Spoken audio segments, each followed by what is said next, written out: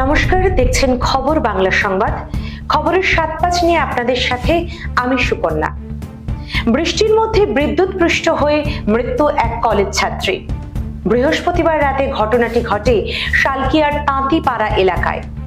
গোটা ঘটনার তদন্ত শুরু করেছে মালি পাঁচঘড়া থানার পুলিশ।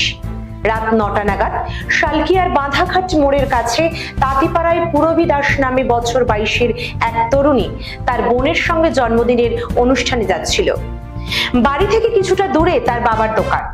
দোকানের সামনে হঠাৎই বিদ্যুৎপৃষ্ট হয়ে ছিটকে পড়ে জলমগ্ন রাস্তায়। তার বাবা সেই সময় নিজের দোকানে বসে ব্যবসার কাজ করছিলেন। তিনি দৌড়ে এসে মেয়েকে উদ্ধারের চেষ্টা করেন, কিন্তু তিনিও বিদ্যুৎপৃষ্ট হয়ে রাস্তায় ছিটকে পড়েন। পরে স্থানীয় বাসিন্দাদের সহযোগিতায় তাকে ও তার মেয়েকে গোলাবাড়ি থানা এলাকার এক বেসরকারি হাসপাতালে নিয়ে যাওয়া হয়। খবর পেয়ে ঘটনাস্থলে ছুটে আসে মালি পাঁচঘড়া থানার পুলিশ। সিইএসসি কে খবর দিলে কর্মীরা এসে বিদ্যুৎ সংযোগ ছিন্ন করে দেয়। প্রাথমিক তদন্তে পুলিশের অনুমান, সামনের বৈদ্যুতিক তার কাটা অবস্থায় রাস্তায় ঝুলছিল, সেখান থেকেই বিদ্যুৎপৃষ্টের ঘটনাটি ঘটে। মালি পাঁচঘড়া থানার পুলিশ একটি অস্বাভাবিক মৃত্যু মামলা রুজু করে তদন্ত শুরু করেছে। ওই ছাত্রীর মৃত্যুতে গোটা এলাকায় শোকের ছায়া নেমে এসেছে। আসছি পরের খবরে। বাগুইআটিতে বাড়ি ভেঙে মৃত এক ছাত্র, তার নাম ধ্রুবজ্যোতি মণ্ডল। ঘটনাটি ঘটেছে বাগুইআটি থানা এলাকার বিধাননগর পৌর নিগম 18 নম্বর ওয়ার্ড অশ্বিনীনগরে। অচৈতন্য অবস্থায় গুরুতর জখম ছাত্রকে নিয়ে যাওয়া হয় আরজিকর হাসপাতালে। সেখানে ট্রমা কেয়ার সেন্টারে নিয়ে গেলেও শেষ রক্ষা হয়নি। বছর 15 আগে তৈরি হয়েছিল এই বাড়ি। সেই বাড়ি ভেঙেই বিপত্তি। প্রথমে 3 তলার ছাদ ভেঙে পড়ে দোতলায়, তারপর দোতলার ছাদ ভেঙে পড়ে ধ্রুবজ্যোতির গায়ের উপর। ঘরের খাটে বসে সেই সময় টিভি দেখছিল ধ্রুবজ্যোতি। সেই সময় বাড়ি ভাড়া নিয়ে অন্যত্র থাকার জন্য বাড়ি খুঁজতে বেরিয়েছিলেন ধ্রুবজ্যোতির মা ও তার মেজদা। ঘটনার সময় বাড়িতে একাই ছিল ধ্রুব। বাড়ির বেশ কয়েক জায়গায় ফাটল দেখা দিয়েছিল, তাই অন্যত্র বাড়ি ভাড়া নিয়ে এই বাড়ির সংস্কারের বিষয়ে চিন্তা ভাবনা করছিল মণ্ডল পরিবার। একটানা বৃষ্টি এই ঘটনার বিপত্তি ঘটায়। সকালেও গাছ কেটে বাড়ির অন্য অংশ ফেলার কাজ চলছে। বাড়ির বিভিন্ন অংশের দেওয়াল মেশিন দিয়ে কাটা হয়েছে তাকে উদ্ধার করার জন্য। ভেঙে পড়া ছাদের অংশ সরিয়ে ধ্রুবজ্যোতিকে উদ্ধার করতে প্রায় 7 ঘন্টা সময় লেগে যায়। বাঁশের চটা বিছিয়ে এই বাড়ির ছাদ ঢালাই করা হয়েছিল বলে অভিযোগ। বাড়িটি শুরু থেকেই দুর্বল বলে জানিয়েছেন এলাকার বাসিন্দারা, আর তার জেরেই এই বাড়ি ভেঙে এই বিপত্তি বলে প্রাথমিক অনুমান। দুটো ফ্ল্যাটের পরেই আমার বাড়িটা। তো রাত আমি ঘরেই ছিলাম। আমি 9:30টার সময়, রাত 9:30টায় জানতে পারলাম একটা খুব জোরে আওয়াজ আসছে। তো আমি হয়তো ভাবলাম এখানে অ্যাকচুয়ালি রাতের দিকে গাড়ি লরিগুলো যায়, তো নিউ টাউনের দিকে, ভাবলাম হয়তো লরিটা হয়তো গাছে ধাক্কা মেরেছে। তো একটু পরে জানলা দিয়ে দেখলাম যে না, তো টিনটা ভেঙে পড়েছে। তখন নিচে এসে দেখলাম যে এই বাড়িটা ভেঙে পড়েছে। তো তখনই জানতে পারলাম যে হচ্ছে যে বাড়ির ভিতরে একটা ছেলে আছে। তো তারপর স্থানীয় লোকজন বার করার চেষ্টা করে, তো তারা পারেনি সেটা। তো তারপরে দেখলাম যে কিছুক্ষণ পরে উদ্ধারকারী টিম আসে, মানে বাড়ি বাড়ি করে 3টে কমসে কম টিম আসে, তারপর পুলিশ প্রশাসন আসে। তারপরে ভোর 4:15-র দিকে ছেলেটাকে উদ্ধার করে। তারপর কি জানতে পারলেন? তারপরে আমি ঘটনাস্থলে ছিলাম না, বাড়িতেই ছিলাম। সেটাই জানতে পেরেছি পরে যে ছেলেটা মারা গেছে। আসছি পরবর্তী খবরে। রেশন দুর্নীতি মামলায় এবার গ্রেফতার বাকিবুর ঘনিষ্ঠ দেগঙ্গার তৃণমূল নেতা ও তার ভাই। বৃহস্পতিবার 14 ঘন্টা ম্যারাথন জেরার পর গভীর রাতে তাদের গ্রেফতার করে কেন্দ্রীয় তদন্তকারী সংস্থা ইডি। আজ অর্থাৎ শুক্রবার তাদের তোলা হবে আদালতে। জানা যাচ্ছে ধৃতরা রেশন দুর্নীতি মামলায় গ্রেফতার বাকিবুরের ঘনিষ্ঠ। দীর্ঘদিন ধরেই রেশন দুর্নীতি মামলার তদন্ত চালাচ্ছে কেন্দ্রীয় তদন্তকারী সংস্থা। প্রাক্তন মন্ত্রী জ্যোতিপ্রিয় মল্লিক সহ বেশ কয়েকজন গ্রেফতার হয়েছে। তালিকায় রয়েছেন প্রাক্তন মন্ত্রী ঘনিষ্ঠ বাকিবুর রহমানও। বৃহস্পতিবার সিজিও কমপ্লেক্সে তলব করা হয়েছিল দেগঙ্গার তৃণমূল নেতা আনিসুর রহমান ও তার ভাই আলিফকে। দুপুর 12টা নাগাদ তারা হাজিরা দেন। টানা 14 ঘন্টা জেরা করা হয় তাদের। তারপর তাদের দুজনকে গ্রেপ্তার করা হয়। সূত্রের খবর, জ্যোতিপ্রিয় ও বাকিবুরের সঙ্গে যোগ নিয়ে মুখ খোলেননি ধৃতরা। প্রসঙ্গত, ভোট মিটতেই রেশন দুর্নীতি মামলার কিনারা করতে ফের সক্রিয় হয়ে উঠেছে ইডি। গত সোমবার ভোর 5:30 নাগাদ রাজারহাট বসিরহাটে প্রাক্তন খাদ্যমন্ত্রী জ্যোতিপ্রিয় মল্লিক ঘনিষ্ঠ ব্যবসায়ী বারিক বিশ্বাসের বাড়ি ও কার্যালয়ে তল্লাশি চলে। রাত 11টা নাগাদ তারা বেরিয়ে যান। একই দিনে দেগঙ্গার বেড়াচাপার মুকুল রহমান ও আনিসুর রহমানের বাড়িতেও তল্লাশি চালায় ইডি। তারা সম্পর্কে রেশন দুর্নীতি মামলায় ইডির হাতে ধৃত বাকিবুরের আত্মীয়। তাদেরও দুজনের মোবাইল ফোন বাজেয়াপ্ত করেছেন তদন্তকারীরা। জানা গিয়েছে, বেড়াচাপা দেগঙ্গায় রহমানদের ডিএলএড বিএড কলেজ ছাড়াও আবাসিক মিশন রয়েছে।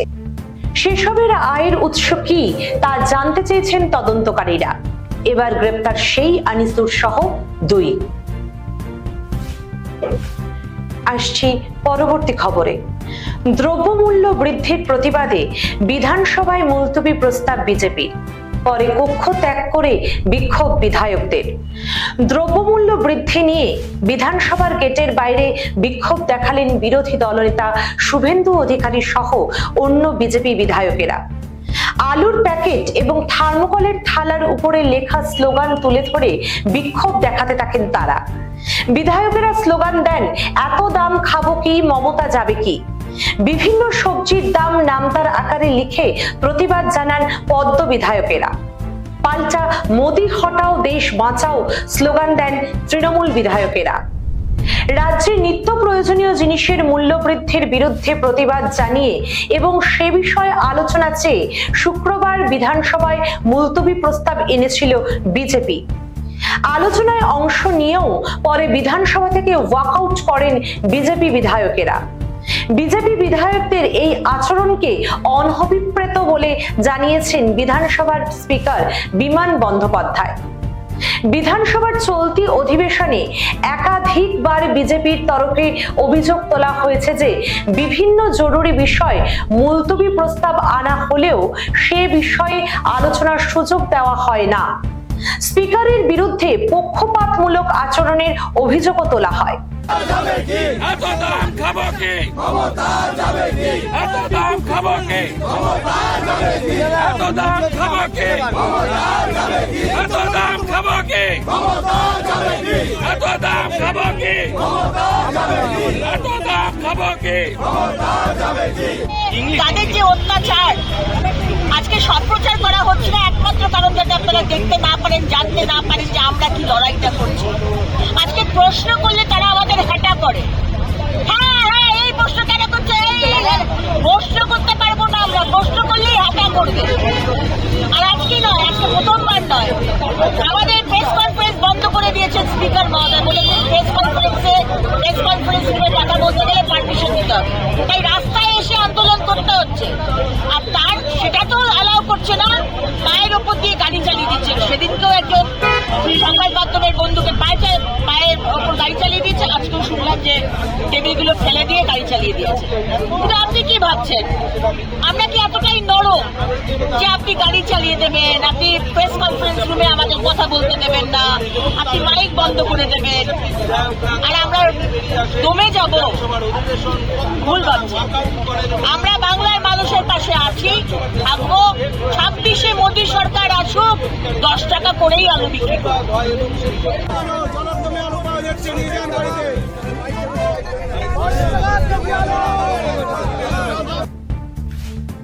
চলে আসবো আবহাওয়ার খবরে। পূর্বাভাস সত্যি করে বুধবার থেকেই বৃষ্টি চলছে বাংলা জুড়ে।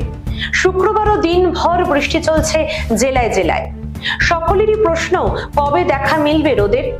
হাওয়া অফিস সূত্রের খবর, আজও দিনভর মেঘলা থাকবে আকাশ। বৃষ্টি চলবে পশ্চিমের 3 থেকে 4 জেলায়। উত্তরবঙ্গে উপরের দিকের 5 জেলায় বিক্ষিপ্তভাবে বৃষ্টি চলবে। রবিবার থেকে আরো বৃষ্টি বাড়বে। আলিপুর আবহাওয়া দপ্তর সূত্রে খবর, রাজস্থান ও পাঞ্জাবে ঘূর্ণাবর্ত রয়েছে।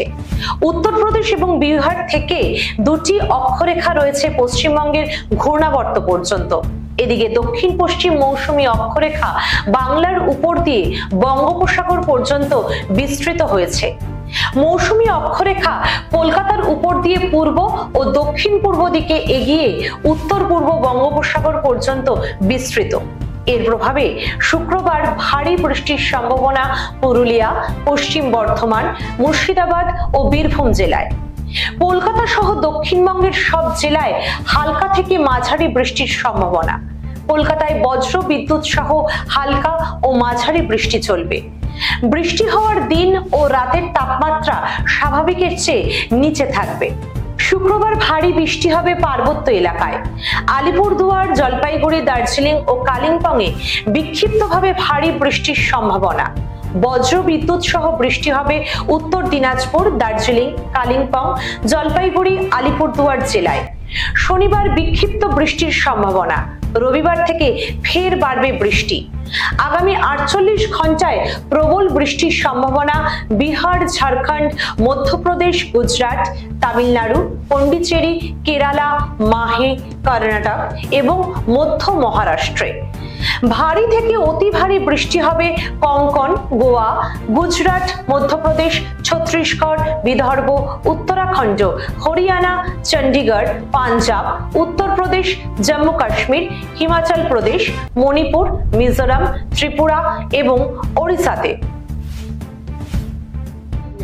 আমরা আগের মাসে যে চিত্রটা দেখেছিলাম যে গোটা সাউথ বেঙ্গলি আপনার ডেফিসিয়েন্ট রেনফল, এই যে মাঝখানে রেনফল হয়েছে তার জন্য কিন্তু অবস্থা যথেষ্ট উন্নতি হয়েছে। এটা এইরকম, যেমন ধরুন দক্ষিণবঙ্গের বেশ কয়েকটি জেলাতে কিন্তু বৃষ্টিপাত স্বাভাবিক হয়ে গেছে। যেমন ধরুন বাঁকুড়া, পূর্ব বর্ধমান, পশ্চিম বর্ধমান, হুগলি, এগুলিতে সব আমরা এখন রেনফল কিন্তু নর্মাল।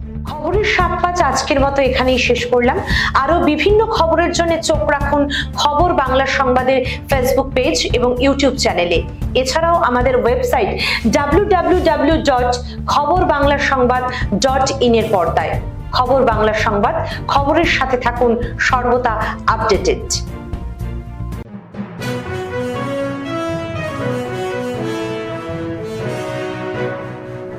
আপনারা দেখছেন খবর বাংলা সংবাদ, সঠিক খবর সবার আগে।